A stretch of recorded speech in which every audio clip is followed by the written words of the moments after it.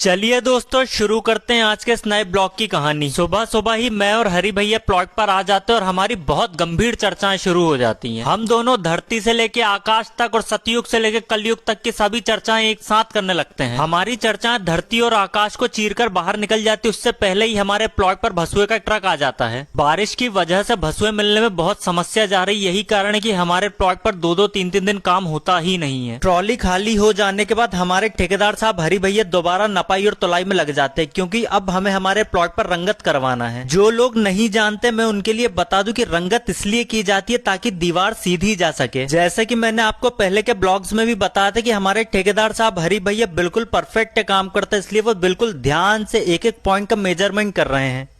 Measurement पूरा हो जाने के बाद अब बारी थी मसाला बनाने की। तो रेत, गिट्टी और सीमेंट को मिलाकर मसाला बनाया जाएगा और साथ ही साथ इसमें पानी भी इंक्लूड किया जाएगा। एक तरफ तो भैया सीमेंट को नापकर तगाड़ी में खाली कर रहे हैं, वहीं दूसरी तरफ हमारे ठेकेदार साहब हरी भैया निर्देश दे रहे हैं कि रंगत किस प्रकार से करना है। भैया ने मसाला बनाने के लिए सीमेंट को रेत में मिला दिया है। मसाला तैयार हो जाने के बाद एक भैया तगाड़ी में भर भर कर दूसरे भैया को मसाला देते जा रहे हैं, वहीं दूसरे भैया ईंट जमाते जा रहे हैं और उसमें मसाला भरते जा रहे हैं। उसके बाद मैं भी टेप उठा लेता हूं और मेजरमेंट शुरू कर देता हूं। मैं मेजरमेंट सिर्फ इसलिए कर रहा हूं क्योंकि हमें हमारी घर की हाइट 3 से लेकर कम से कम 4 फीट उठवाना है। जैसा कि आप लोग वीडियो में देख पा रहे होंगे कि आपको एक सफेद कलर का धागा दिख रहा होगा, उसी के अनुसार एक एक ईंट जमा कर उसमें मसाला भरा जा रहा है। दोनों भैयाओं के बीच आपसी तालमेल बहुत अच्छा, इसलिए दोनों मिलकर काम को तेजी के साथ कर रहे हैं। मैं वहीं पर खड़ा होकर दोनों भैयाओं का काम देख रहा होता हूँ। उसी बीच में हमारे ठेकेदार साहब हरी भैया फिर से आ जाते हैं। हमारे ठेकेदार साहब हरी भैया के पुनः आगमन के बाद हमारी जो चर्चाएं बीच में रह गई थी, वह चर्चाएं फिर से शुरू हो जाती हैं। यहाँ मैं और हरी भैया अपनी बातों में लगे हुए थे, वहीं दूसरी तरफ दोनों भैया रंगत का काम तेजी से करते जा रहे थे। एक कॉलम से लेकर दूसरे कॉलम तक सफेद धागे को बिल्कुल ध्यान से बांधा गया, उसी के आधार पर ईंट रखकर उनमें मसाला भरा जा रहा है ताकि दीवार सीधी जा सके।